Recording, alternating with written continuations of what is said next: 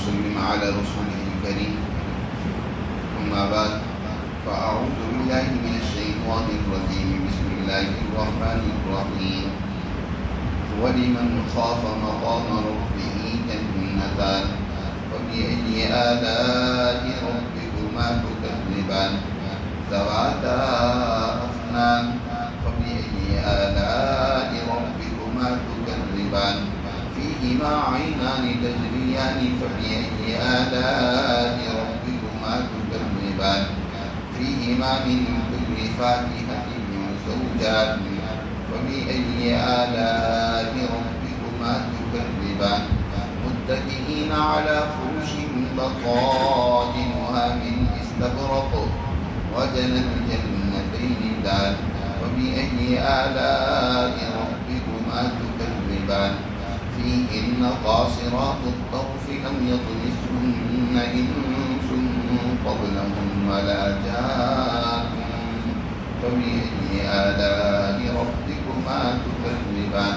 كأنهن الياقوت والمرجان فبأي آلاء ربكما تكذبان هل جزاء الإحسان إلا الإحسان فبأي آلاء ربكما تكذبان ومن دونهما جنتان فبأي آلاء ربكما تكذبان مدهامتان فبأي آلاء ربكما تكذبان فيهما عينان نضاختان فبأي آلاء ربكما تكذبان فيهما فاكهة ونخل ورمان فبأي آلاء ربكما تكذبان فيهن خيرات حسان فبأي آلاء ربكما تكذبان حور مقصورات في الخيام فبأي آلاء ربكما تكذبان لم يطمثهن إنس قبلهم ولا جان فبأي آلاء ربكما تكذبان متكئين على رفرف خضر وأبقري حسان فبأي آلاء ربكما تكذبان تبارك اسم ربك ذي الجلال والإكرام. صدق اللہ. یہ سورہ رحمان کا تیسرا رکوع ہے. اس سورہ مبارکہ کے آغاز میں اللہ سبحانہ و تعالی نے انسانیت کو جو اپنے کلام مقدس کی تعلیم دی اور رحمان نے اپنے بندوں پر جو ظاہری اور باطنی انعامات اور مہربانیاں کی اس کا تذکرہ دیا. اب یہ آخری رکوع میں اللہ سبحانہ و تعالی نے دنیا سے گزرنے کے بعد آخرت میں جو اپنے بندوں کے لیے انعامات تیار کر رکھے اس جماعت کے لیے جو اللہ کی تعلیمات سے رہنمائی لے کر دنیا میں وَأَقِیمُوا الْوَزْنَ بِالْقِسْطِ وَلَا تُخْسِرُوا الْمِیزَانَ کا ایک عملی نمونہ پیش کرتی ہے، عدل و انصاف قائم کرتی ہے. تو ایسی جماعت کے لیے کل قیامت کے دن اللہ کے حضور کیا کیا انعامات ہوں ان کا تذکرہ کیا. اللہ تعالیٰ ارشاد فرماتے ہیں وَلِمَنْ خَافَ مَقَامَ رَبِّهِ جَنَّتَانِ. اور اس شخص کے لیے جو اپنے رب کی حضور کھڑا ہونے سے ڈرا جنتان دو باغ ہوں. اللہ کی حضور کل انسان کو اپنی اس دنیا کے اعمال کی جواب دہی کے لیے کھڑا ہونا ہے. ہر انسان نے اپنی اعمال کا حساب و کتاب دینا ہے. تو جو انسان دنیا میں اللہ کے حضور کھڑے ہونے سے ڈرتا ہے اور اس دن کی فکر کرتا ہے کہ کہیں اس دن میرے ان غلط کاموں کے بارے میں اگر میں کرتا ہوں تو سوال ہوگا تو کیا جواب دیں. وہ اللہ کے حضور پیش ہونے سے خوفزدہ رہتا ہے. حضرت سیدنا صدیق اکبر رضی اللہ تعالیٰ عنہ کے بارے میں آتا ہے کہ وہ جب ان کے سامنے آخرت کا تذکرہ آتا بہت لرزاں و ترساں ہوتا، خوف زدہ ہو جاتا اور کہتے کبھی کہ یا اے اللہ کاش کہ تو مجھے چارہ بنا دیتا جو ایک جانور مجھے کھا لیتا اور مجھے کل قیامت کے دن حساب و کتاب کے لیے تیرے حضور پیش نہ ہونا پڑتا.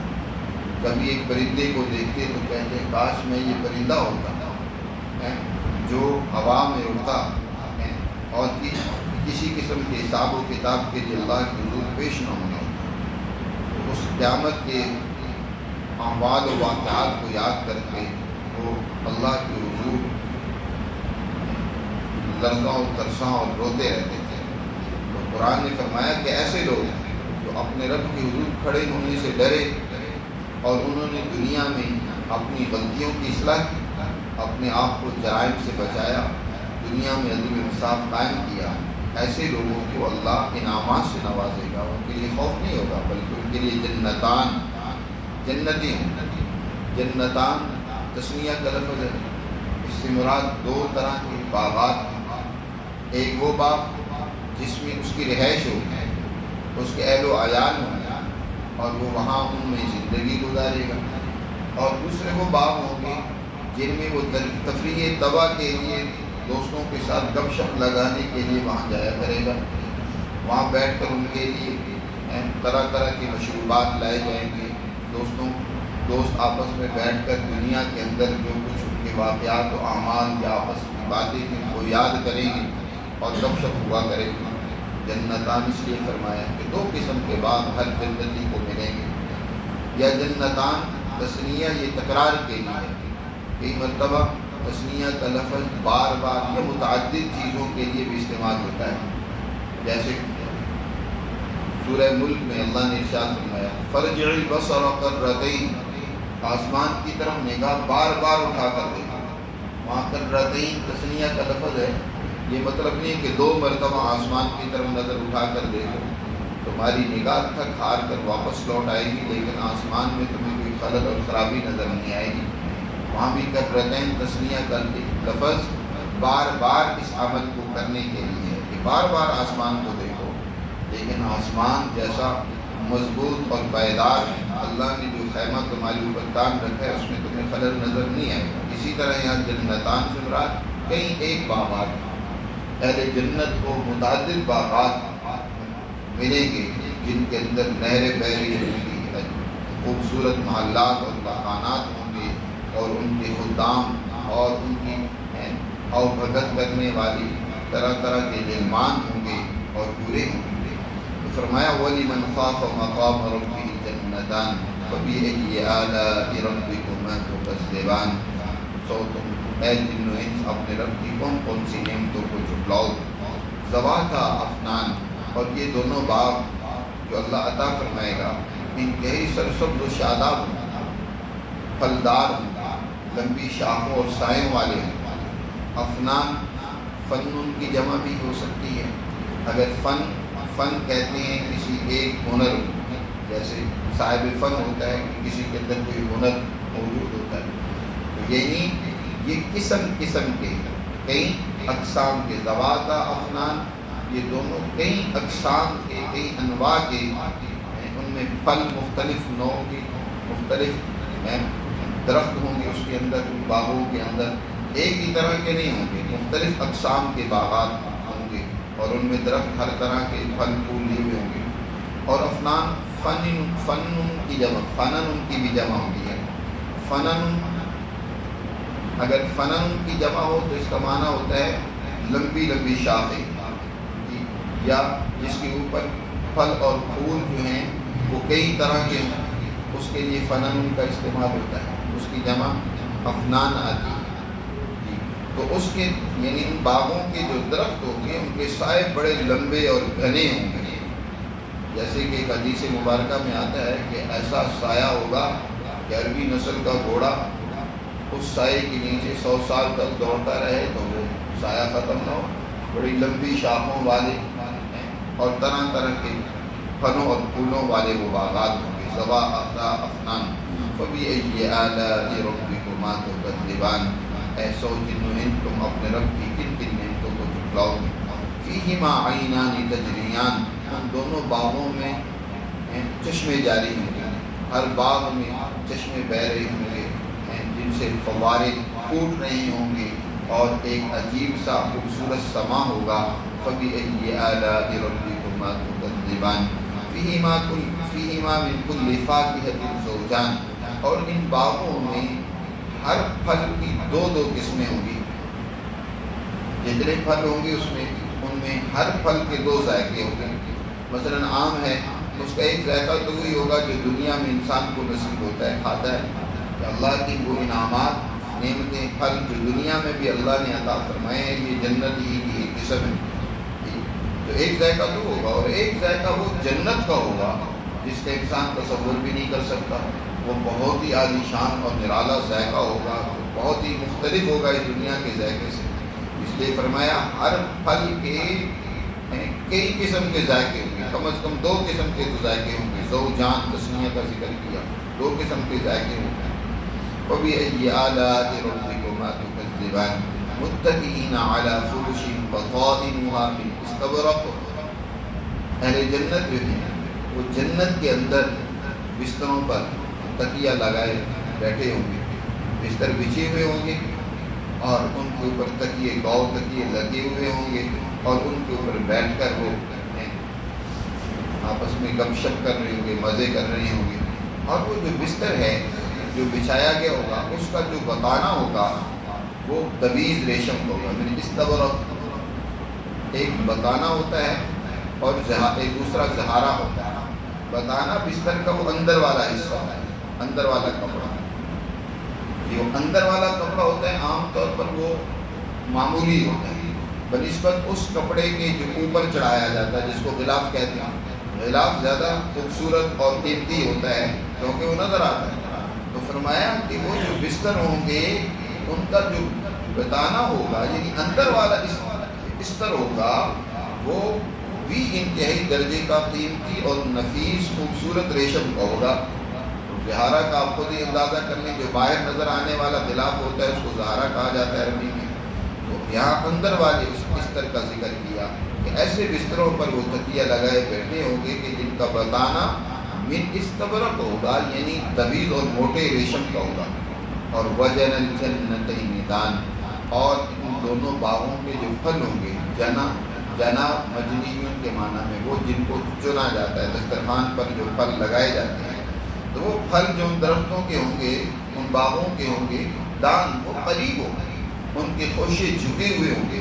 وہاں بیٹھے بیٹھے ایک انسان بڑی آسانی کے ساتھ ان پھلوں کو توڑ کر مزے سے کھائے گا. وجن الجنتین دان فبأي آلاء ربكما تكذبان. جب انسان دنیا کی نعمتوں سے لطف اندوز ہوتا ہے، یعنی یہ بڑی اللہ کی نعمتیں ہیں جو جنت میں بھی انسان کو ملے گی، کھانے پینے کی طرح طرح کے پھل میوہ جات انسان کو ملیں گے. تو انسان کو اپنی مزید تسکین کے لیے، اطمینان کے لیے دنیا میں اپنی بیوی بچوں کے ساتھ بھی انسان وقت گزارتا ہے، اس سے بھی اس کو سکون اور راحت ملتی ہے. خاص طور پر جب انسان نئی شادی کرتا ہے تو اس کا ایک عجیب وقت وہ بھی بہترین ہوتا ہے، جو اپنی جوڑوں کے ساتھ وقت گزارتا ہے، گھومنے پھرنے باغوں کی سیر و سیاحت کے لیے نکلتا ہے. تو اہل جنت کو بھی وہاں اللہ سبحانہ و تعالیٰ مزید راحت و آرام کے لیے، تسکین کے لیے عورتیں عطا فرمائے گا. ان کا بھی قرآن نے یہاں تذکرہ کیا. فیہن قاصرات الطرف لم یطمثہن انس قبلہم ولا جان. ان باغوں میں اپنی نگاہوں کو جھکانے والی، روکنے والی عورتیں ہوں گی. قاصرات، قص کہتے ہیں روک لینا، یعنی کسی دوسرے پر نظر نہ ٹکانا، دوسرے پر نظر نہ ڈالنا، اپنی نگاہوں کو نیچے رکھنا. قاصرات الطرف، اپنی نگاہوں کو نیچے رکھنے والی ہوں گی. لم یطمثہن انس، نہیں چھوا ہوگا کسی انسان نے ان کو اس سے پہلے اور نہ کسی جن نے. یہ ان کی سیرت کا بیان ہے، ان کی سیرت اور کردار، عفت و پاکدامنی کا یہ عالم ہوگا کہ حیادار ایسی ہوگی کہ نگاہ سب سے زیادہ انسان کی حیا کا اس کی نگاہوں سے ہی پتہ چلتا ہے. اگر ایک انسان اپنی نگاہوں کو نیچے کرتا ہے، کسی دوسرے پر نہیں ڈالتا، تو اس کی حیا کی دلیل، غیرت مند کی دلیل. اگر کوئی خاتون چاہے وہ چہرہ کتنا چھپا کر رکھے لیکن نگاہوں میں حیا نہیں ہے، وہ خرابیاں پیدا کرے گی، بے حیائی پیدا کرے گی. تو قرآن مجید نے یہاں ان کی اخلاق اور کردار اور سیرت کا تذکرہ کرتے ہوئے جس چیز کا خاص طور پر ذکر کیا کہ ان کی نگاہیں نیچے رہتی ہوں گی، پست نگاہوں والی ہوں گی، قاصرات الطرف، اور ان کی پاک دامنی اور عفت کا یہ عالم کہ اس سے پہلے یہ جنتی کو جو ملی ہیں یہ حوریں، اس سے پہلے ان کو کسی جن و انس نے آج تک ہاتھ نہیں لگایا۔ پاک دامن پاکیزہ عورتیں، یہ بھی انسان کی ایک طبیعی تقاضا ہے کہ وہ عام طور پر ایسی عورت کو چاہتا ہے جو کنواری ہو، اس کی پہلے شادی نہ ہوئی ہو، عام طور پر انسان اس کو پسند کرتا ہے۔ حضرت جابر رضی اللہ تعالیٰ عنہ، عبداللہ بن جابر رضی اللہ تعالیٰ عنہ، ان کی جب شادی ہوئی نبی کریم صلی اللہ علیہ وسلم کو معلوم ہوا تو آپ نے فرمایا کہ کنواری سے کی شادی یا بیوہ سے کی؟ انہوں نے عذر ظاہر کیا کہ جی میں نے بیوہ سے کی۔ ہم نے فرمایا کنواری سے کرنی تھی؟ انہوں نے عذر بیان کرتے کہا کہ اللہ کے رسول میری جوان بہنیں ہیں، تو میں اگر کوئی کنواری لے کر آتا تو وہ بھی ان کے ساتھ ہی مل کر گھر کا نظام نہ سنبھال پاتی۔ میں چاہ رہا تھا کہ کوئی ایسی سمجھدار سلیقہ مند بیوہ ہو جسے تجربہ ہو اور وہ گھر کے نظم و نسق کو اچھے طریقے سے چلا سکے، ان بہنوں کا بھی اس نے خیال رکھنا ہے۔ حضور صلی اللہ علیہ وسلم نے ان کی اس وجہ کو پسند کیا، فرمایا کہ اچھا کیا تم۔ تو عام طور پر یعنی انسان کنواری کو پسند کرتا ہے، حضور نے بھی انہیں یہی فرمایا کہ کسی کنواری سے شادی کر لیتے۔ تو انسان چاہتا ہے کہ ایسی عورت ہو کہ جس کی پہلے کوئی شادی وغیرہ نہ ہوئی ہو۔ تو اہل جنت کو بھی جو اللہ عورتیں عطا فرمائے گا ان کا یہاں ذکر کیا کہ لم یطمثہن انس قبلہم ولا جان، ان سے پہلے کسی جن و انس نے ان کو ہاتھ تک نہیں لگایا ہوگا، چھوا تک نہیں ہوگا۔ فَبِأَيِّ آلَاءِ رَبِّكُمَا تُكَذِّبَانِ، ان کی حیا اور ان کی عفت اور پاکدامنی کو ذکر کرنے کے بعد ان کی ظاہری حسن و جمال کا تذکرہ کرتے اللہ فرماتے ہیں کأنہن الیاقوت والمرجان، وہ عورتیں، وہ حوریں ایسی ہوں گی گویا کہ وہ یاقوت اور مرجان، یاقوت کی طرح وہ سرخ، ان کے چہرے سرخ ہوں گی جیسے یاقوت سرخ ہوتا ہے، مرجان ہے، مرجان کی طرح ان کی جلد اور جسم باقی ایسا سفید اور چمکدار ہوگا، گویا کہ وہ مرجان ہیں، موتی ہیں۔ تو کأنہن الیاقوت والمرجان، گویا کہ تم یوں دیکھو جیسے کہ وہ یاقوت و مرجان کی طرح ہیں، ایسی خوبصورت۔ یہ تو جنت کی حوریں ہوں گی۔ اور جو دنیا کے اندر اللہ نے کسی ایمان والے کو عورت دی جو اس کے ساتھ زندگی اس نے گزاری اور دنیا کے اندر اس کی نیک کرداری میں اس کا ہاتھ رہا ہے، تو وہاں اللہ ان جنتیوں کو وہ عورتیں بھی دے گا، وہ دنیا کی عورتیں بھی ہوں گی اور وہ ان جنتی حوروں سے کئی گنا زیادہ خوبصورت ہوں گی، ان کی خوبصورتی ان سے کئی گنا بڑھ کر ہوگی۔ نبی پاک صلی اللہ علیہ وسلم نے حضرت ام سلمہ رضی اللہ تعالیٰ عنہ کے پوچھنے پر فرمایا کہ جنت میں جو دنیا کی عورتیں ہوں گی اس ایمان والے کی، وہ ان جنتی عورتوں کی بھی سردار ہوں گی ہر اعتبار سے، حسن و جمال، خوبصورتی اور کمالات میں۔ اور اسی طرح ایک تو یہ کہ جس کی عورت دنیا میں بھی نیک تھی اور اس کے ساتھ اس نے نیکی میں معاونت اور مدد، کئی ایسے بھی ہوتے ہیں جن کے بھی شادی نہیں ہوئی ہوتی اور وہ دنیا سے چلے جاتے ہیں، یا ایسی بچیاں بھی ہوتی ہیں جو بغیر شادی کے دنیا سے چلی جاتی ہیں، یا ایسی عورتیں بھی ہوتی ہیں کہ جن کے مرد وہ فاسق، فاجر، ظالم، نافرمان جہنم کا ایندھن بن گئے اور وہ جنت میں چلی گئی۔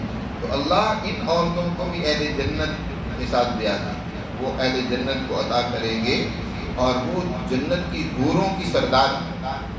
فرمایا هل جزاء الاحسان الا الاحسان، کیا اخلاص کے ساتھ جو انسان اللہ کی اطاعت کرتا ہے، بندگی کرتا ہے، اس کا بدلہ سوائے انعام و اکرام تو کیا ہو سکتا ہے؟ پہلے احسان سے مراد انسان کے وہ بنیادی افکار، بنیادی وہ اعمال ہیں کہ جو انسان اچھے اعمال، اچھی فکر اور سوچ اپناتا ہے تو اس کا بدلہ سوائے اللہ کی طرف سے انعام و اکرام کی صورت میں نہیں ہوگا تو کیا ہوگا؟ هل جزاء الانسان الا الاحسان، احسان کا بدلہ تو احسان ہی ہوتا ہے، کسی نے اچھا کردار ادا کیا تو اس کا بدلہ اللہ کی طرف سے اچھا ہی ملے گا۔ فَبِأَيِّ آلَاءِ رَبِّكُمَا تُكَذِّبَانِ وَمِن دُونِهِمَا جَنَّتَانِ، ان سے ذرا کم درجے کے 2 باغ اور بھی ہوں گے. 2 اور باغوں کا تذکرہ کیا. یہ جو 2 باغ مزید ہوں گے کیا یہ اسی جنتی کو ملیں گے یا کسی اور جنتی کے لیے ہوں گے؟ اس کے بارے میں دونوں قسم کی آراء ہیں مفسرین کی. ایک آراء تو یہ ہے کہ یہ اسی وَلِمَنْ خَافَ مَقَامَ رَبِّهِ جَنَّتَانِ کے لیے ہوں گے کہ اور بھی باغات کو ملیں گے جن کا آگے تذکرہ کیا. صرف یہ 2 ہی نہیں بلکہ بے شمار اور باغات ہوں ان کا آگے اللہ نے تذکرہ کیا. دوسرا معنی یہ ہے کہ جیسے آگے سورہ واقعہ میں آ رہا ہے کہ اہل ایمان 2 طرح کے ہوتے ہیں. ایک وہ جو السابقون السابقون ہیں، اولئک المقربون ہیں، جو نیکی اور بھلائی کے کاموں میں سب سے آگے ہوتے ہیں. ان کے لیے تو پہلے باغات کا تذکرہ، نعمتوں کا تذکرہ ہے. دوسرے وہ جو اصحاب الیمین ہوں گے، دائیں ہاتھ والے ہوں گے، جو ان کے بعد دوسرے درجے کے لوگ ہوتے ہیں. نیکی میں سبقت والے تو نہیں ہوتے لیکن وہ دوسرے درجے کے ایمان والے ہوتے ہیں. ان کے لیے ان باغات کو اللہ نے بیان فرمایا. اللہ تعالیٰ ارشاد فرماتے ہیں وَمِن دُونِهِمَا جَنَّتَانِ، ان سے کم درجے کے 2 باغ اور ہوں گے. فَبِأَيِّ آلَاءِ رَبِّكُمَا تُكَذِّبَانِ مُدْحَامَّتَانِ، وہ انتہائی سرسبز و شاداب گویا کہ سیاہی مائل ہوں گے. مدحامتان، انہمام کہتے ہیں انتہائی سیاہی کو ہے جب وہ سبزہ اتنا زیادہ گہرا ہو کہ دور سے وہ سیاہی مائل لگے، اس کو مدحامتان کہتے ہیں. مدحامتان فَبِأَيِّ آلَاءِ رَبِّكُمَا تُكَذِّبَانِ فِيهِمَا عَيْنَانِ نَضَّاخَتَانِ، ان میں بھی 2 چشمے ہوں گے جو فواروں کی طرح ابل رہے ہوں گے. جیسے خوبصورت فوارے ابل رہے ہوتے ہیں ایسے چشمے وہاں سے پھوٹ رہے ہوں گے اور پانی ان کا بہہ رہا ہوگا. فَبِأَيِّ آلَاءِ رَبِّكُمَا تُكَذِّبَانِ فِيهِمَا فَاكِهَةٌ وَنَخْلٌ وَرُمَّانٌ، ان میں بھی ہر طرح کے پھل ہوں گے. ان کے اندر بھی ڈرائی فروٹ بھی ہوں گے اور اسی طرح دیگر پھل بھی ہوں گے ہر طرح کے. مزید 2 پھلوں کا خاص طور پر یہاں ذکر کیا. وَنَخْلٌ وَرُمَّانٌ، ان میں کھجور ہوگی، کھجوروں کے باغات ہوں گے اور انار کے باغات ہوں گے. انسانی غذائیت کے لیے بہت ہی اہم کھجور اور انار، اس کا خاص طور پر اللہ نے یہاں تذکرہ کیا.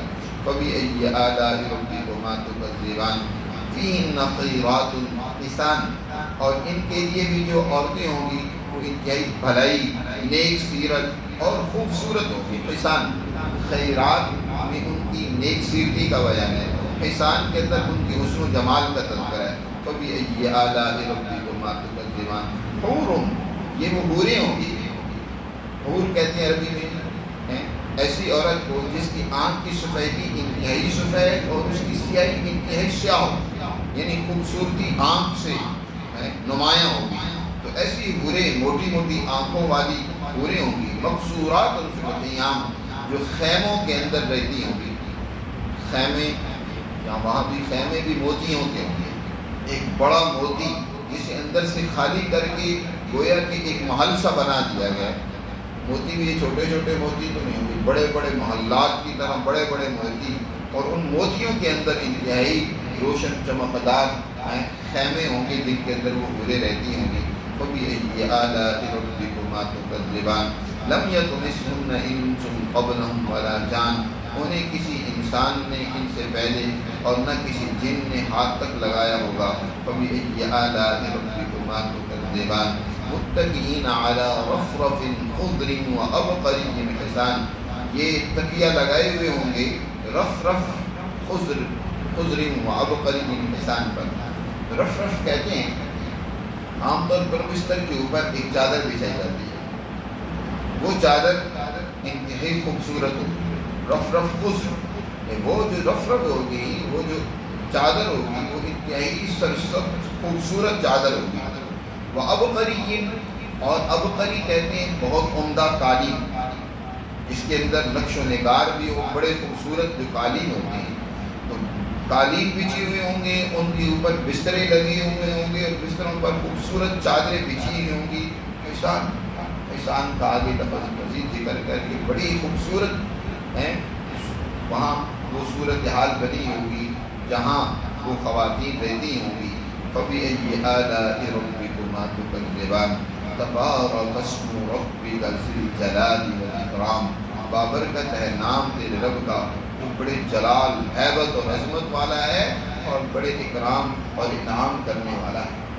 اس سورہ مبارکہ کا آغاز لفظ الرحمن سے کیا تھا اور اس کے بعد اپنی رحمتوں اور برکتوں کا تذکرہ کیا ہے جو اللہ اپنے بندوں پر کرتا ہے، اور آخر اس سورہ مبارکہ کا اختتام بھی اللہ نے بڑے ہی بابرکت جملے سے کیا، فرمایا تبارک اسم ربک، اے لوگوں برکتیں جس قدر بھی تمہیں ملے گی اس صاحب ذوالجلال و اکرام ہی سے ملے گی، اسی سے اپنے آپ کو وابستہ کر لو، اسی کی عظمت و حیبت اور جلال اپنے اندر پیدا کرو، اسی کی ممنوعیت اپنے اندر پیدا کر لو، اس کے انعامات کو سامنے رکھو کہ اللہ نے ہم پر کیسے کیسے انعامات دنیا میں بھی کیے اور آخرت میں بھی ہمیں انعامات سے نوازے گا۔